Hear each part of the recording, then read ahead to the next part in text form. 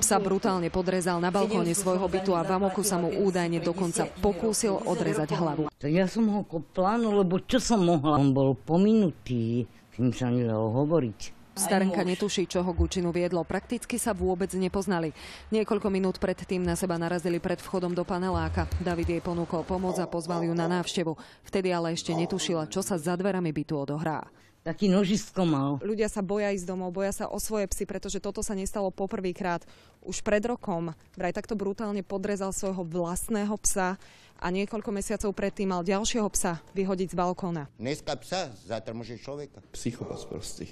Starenke zobral poslednú blízku bytosť na tomto svete. O psíka sa starala 10 rokov a aj keď často sama nemala na jedlo, astina miska nikdy nezostala prázdna.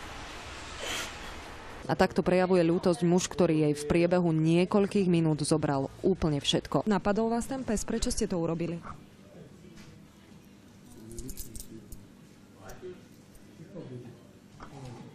Povedzte nám, je vám to aspoň ľúto, čo ste urobili, že vraj je to už tretí pes? Čo vás k tomu viedlo? Napadol vás ten pes, alebo vám urobil niečo majiteľ? Pre televíziu Joj, Dana Strculová.